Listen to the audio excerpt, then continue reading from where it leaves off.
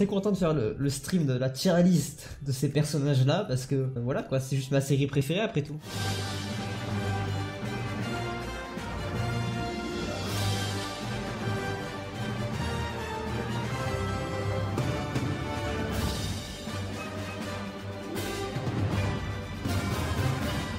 Mais déjà, on va s'occuper des catégories qui sont à gauche là. J'imagine que vous avez tous vu Game of Thrones si vous êtes sur ce live, puisqu'évidemment je vais spoiler à mort ce qui s'y passe en fonction de comment j'ai apprécié le personnage ou non. Déjà tout en haut, ce sera le trône de fer. Et il n'y aura qu'une seule personne sur le trône de fer. Et juste en dessous, ce sera le fameux conseil. Donc on va mettre le trône de fer pour la personne qui préside le conseil et le conseil des 4. Pas fan du perso, mais l'acteur se donne. Ah putain, pour la dernière catégorie, se fait manger par, à votre avis, les chiens de Bolton, évidemment. Super développement, genre coup de cœur, bon personnage. Donc le trône de fer, le conseil des 4, super développement, coup de cœur, bon personnage. Pas fan du perso, mais l'acteur se donne et va te faire manger par les chiens de Ramsay Bolton. Premier personnage, vert gris, celui qui idolâtre clairement Daenerys dans sa manière de faire. S'il y a bien une scène que je dois retenir de vert gris, c'est ce moment dans la saison 8, épisode 5, si je me trompe pas. Carrément, il lève sa lance, comme ça là, il te la chope, et il te la plante dans le gars de Port-Réal, là. Bam, en plein dans le ventre. Je le trouve pas vraiment très utile dans ses propos et tout. Je trouve qu'il est un petit peu de trop. Entre guillemets, quand t'as Daenerys, t'as tellement de personnes qui gravitent autour de Daenerys. Et je trouve que c'est le perso qui a un peu le moins d'impact comparé à Mormont ou à Tyrion. Des trois, c'est celui qui a pas trop d'intérêt. Bah, l'acteur est incroyable. Mais je le mettrais dans pas fan, mais l'acteur se donne. Oh là là. Ça commence déjà. Jaime Lannister. Oh, Jaime Lannister, oh là là. Pourquoi t'es parti ?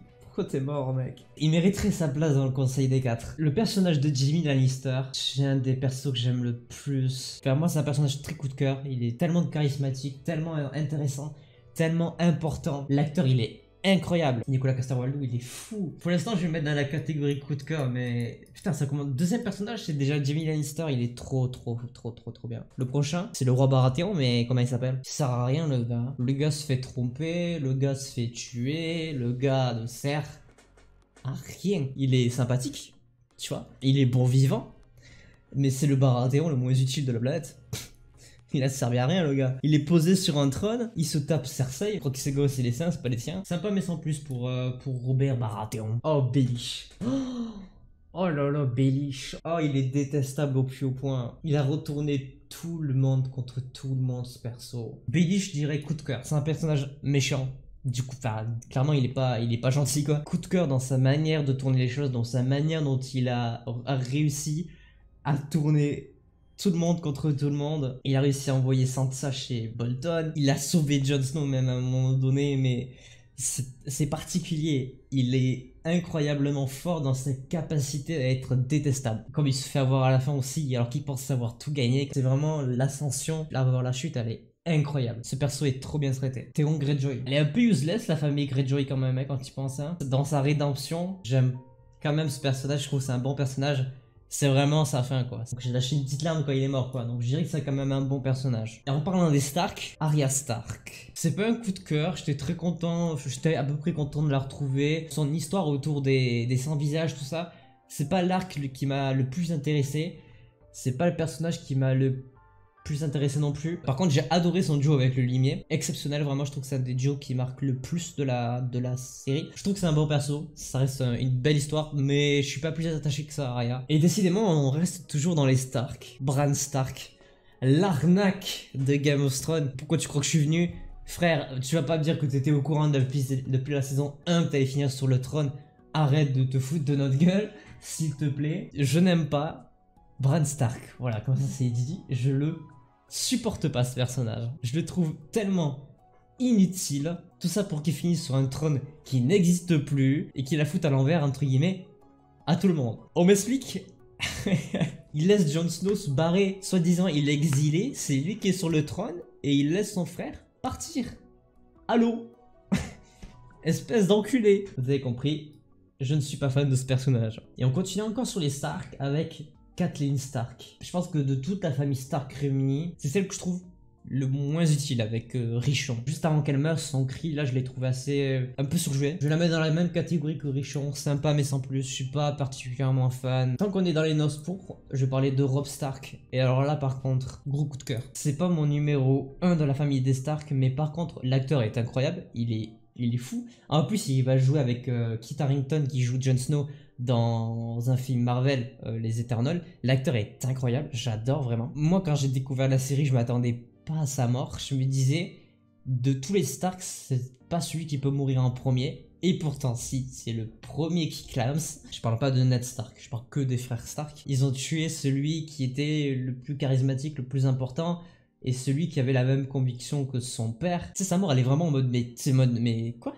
Genre vraiment, ils viennent de tuer un Stark là? Hyper puissant. J'adore ce perso, vraiment j'adore. Cersei Lannister va te faire manger par les chiens de Ramsay Bolton. Bien sûr que non, trop charismatique. Pas fan du perso, mais l'actrice se donne. Alors, je suis extrêmement fan du perso. Et l'actrice, un bijou. Le Conseil des 4. No comment. Cersei Lannister, elle est là-haut mon gars. Première place débloquée dans le Conseil des 4. Je suis amoureux de Cersei Lannister. La dramaturgie, la romance, le mélange de ces deux choses. Elle est malade la meuf, mais elle est exceptionnelle. Vraiment exceptionnelle. Cersei, je t'aime. Seigneur Davos, super développement. J'adore Davos dans sa relation avec Jon Snow, dans sa manière de faire les choses avec Jon Snow. Le duo Stannis Baratheon-Davos, il est incroyable. La relation qu'il a avec la petite fille aussi de Baratheon. Ce personnage a une âme très humaine, très bien travaillée. Tout va bien. Ah, bah tiens, Ramsay Bolton. Est-ce qu'il aurait pas sa catégorie? Non, c'est un bon perso.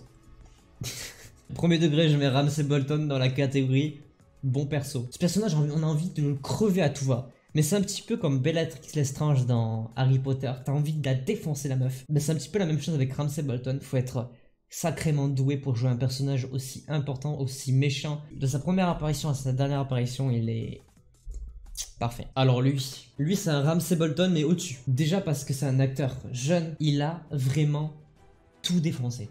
Il est trop fort, coup de cœur. Sa mort et tout aussi, putain, mais waouh, mais juste, mais...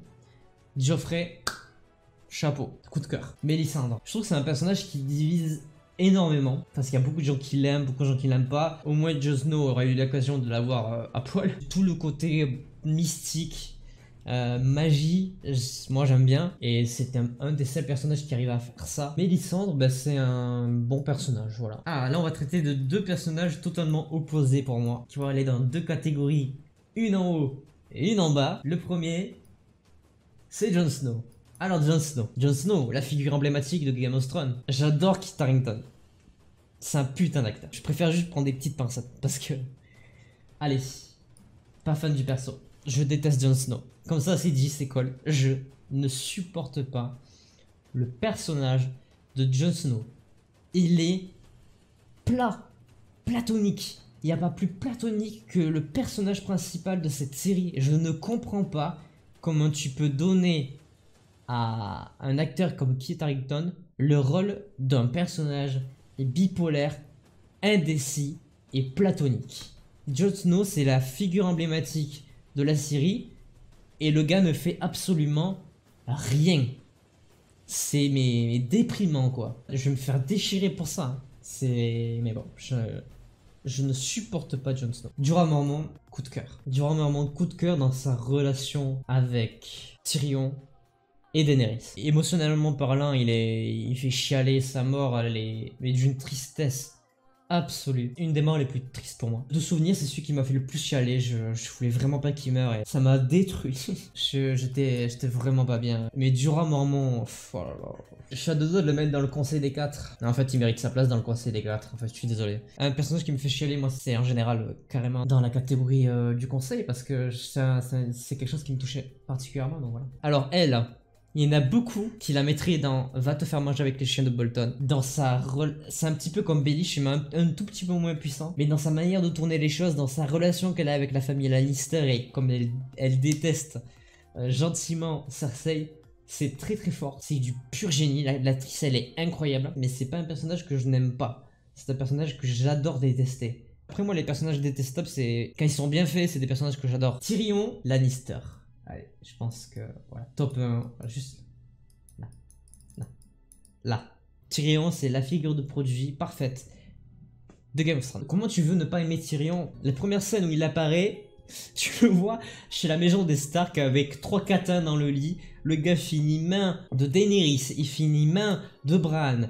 Mais c'est un personnage adorable. Il est incroyable, il a un humour, mais un humour parfait, vraiment. Tous ces duos, tous ces trios sont incroyables. Chaque apparition, t'es content de voir ce personnage. Tyrion Lannister, quoi. C'est le maître. Là, je vais commencer à avoir des problèmes parce que il me reste une seule place dans le Conseil des 4 et une place pour le trône de fer. Et là, il y a Ned Stark. Oh mais comment je vais faire? Déjà, bon, Ned Stark, Conseil des 4. Et il va y en avoir plusieurs dans... Oh putain, je suis dans la merde quand je vais devoir choisir. Ned Stark, il est resté qu'une seule saison et pourtant il a marqué l'esprit de tout le monde. Ned Stark, c'est peut-être le Stark le plus attachant. C'est lui qui gère la famille Stark mieux que personne et qui gère la façon dont la famille Stark a évolué même après sa mort. Sandor Clegane, hashtag le limier. Dans sa sorte de rédemption, il me fait beaucoup penser à Negan de The Walking Dead. Sa mort, elle fait boum quand même. Parce que c'est un personnage que tu adores en fait. Et j'avoue que je suis particulièrement fan. Le duo Limier-Arya Stark, c'est un de mes préférés qui m'a très ému. Et la scène de fin, avant que lui il meure, quand Arya lui dit merci, c'est... Oh la putain la vache quoi. T'as la larme qui commence à arriver. Ouais, j'adore Clegane. Je le mets dans la catégorie coup de cœur parce que je trouve que ça fait partie de la rare liste des personnages qui sont archi bien traités en fait. Leur histoire narrative à eux, personnelle, elle est hyper bien traitée, hyper importante. Et surtout les acteurs sont très très forts. Et l'impact émotionnel, il est là quoi, il est présent. Et du coup t'es en mode... Waouh, putain, t'es sur le cul quoi. Dans la même catégorie que les coups de cœur, je vais mettre Walter Frey. Alors déjà parce que je suis très fan de l'acteur qui joue Rusar dans Harry Potter que j'ai trouvé déjà exceptionnel. Beaucoup d'expérience, beaucoup de choses à apporter quand il joue un rôle. Dans son rôle de Walter Frey, t'adores le tester pareil parce qu'il est trop fort le gars. Même dans sa mort, il domine en fait. Il a une présence. Il a offert à la saga et je pense au monde de la série un des épisodes tout confondu le plus gore de l'histoire de la série depuis son existence vraiment. Et là on arrive sur la crème de la crème. Dernier personnage qui va être très important. Le premier c'est Tormund Fléodor, grand coup de cœur. Déjà parce que j'adore l'acteur. Il est très fort, très charismatique, très très fort. Et le personnage, sa relation qu'il a avec Jon Snow, la façon dont il le récupère, dont il est méchant avec lui au début, la façon dont il essaie de l'intégrer. Et le fait qu'à la fin, ça devienne son meilleur ami, littéralement, j'adore. Les Sauvageants, c'est un arc narratif que j'apprécie particulièrement. J'ai adoré ce perso, et très très fort. Ah là là là là là là, Sansa Stark. Putain, j'adore. J'adore Sophie Turner, c'est une de mes actrices préférées. Trop forte. Conseil des 4 direct, et je vais être dans la merde parce qu'il y en a 5 déjà dans le Conseil des 4. Et on a bientôt fini. Il reste 2 derniers personnages. Coup de cœur, Lannister. Il joue dans tellement de films emblématiques. C'est le père de Tyrion, sa mort elle est incroyable. Je pense que c'est sa mort la plus drôle et en même temps la plus surprenante de la série. Il mort sur ses toilettes avec deux flèches dans le cœur. Sa relation père-fils, je la détestais, c'est qu'il entretenait avec son fils. C'était quand même dur à voir. L'acteur est sublime, le personnage est trop bien, vraiment, c'est top. Évidemment, dernier personnage, elle est pas sous ma caméra pour rien. Évidemment, Daenerys Targaryen. Je pense qu'il n'y a pas besoin de dire, je vais pas citer les 1000 raisons qui font que je la mets là. C'est une de mes actrices préférées aussi. Le personnage de Daenerys a révélé Emilia Clarke. Il n'y a pas Game of Thrones sans Emilia Clarke. Il n'y a pas Game of Thrones sans Daenerys Targaryen. Donc à partir de là, moi c'est mon coup de cœur, c'est mon crush de la série. Sans elle, il n'y a rien quoi. Mais il se trouve que j'ai un problème puisque j'ai 4 personnages dans le Conseil des 4. Et il va falloir que j'en enlève un et que je le mette dans la catégorie coup de cœur. Tyrion, je peux pas. Il est obligé de rester dans la catégorie de Conseil des 4. Je suis trop fan. Cersei aussi. Une femme forte, une femme splendide. Voilà. J'adore. Sansa, c'est pareil. Je peux pas la mettre plus bas. J'adore son arc narratif. J'adore son évolution. Ça va se jouer entre Jorah et Ned Stark. Je vais garder Jorah moi. Et je vais mettre Ned Stark dans la catégorie coup de cœur. Voilà. Coup de cœur parce qu'il y a la nostalgie des saisons qui parlent et comme on l'a pas vu plus souvent que Jorah, c'est juste pour ce critère-là que je le fais passer. Juste en dessous, ce qui fait que ma tier list est terminée. Évidemment, trône de fer, Daenerys Targaryen, le Conseil des 4, Tyrion Lannister, Cersei, Sansa et Jorah. Bon, ben voilà, on a fini la tier list. Portez-vous bien. Des gros bisous et à la prochaine.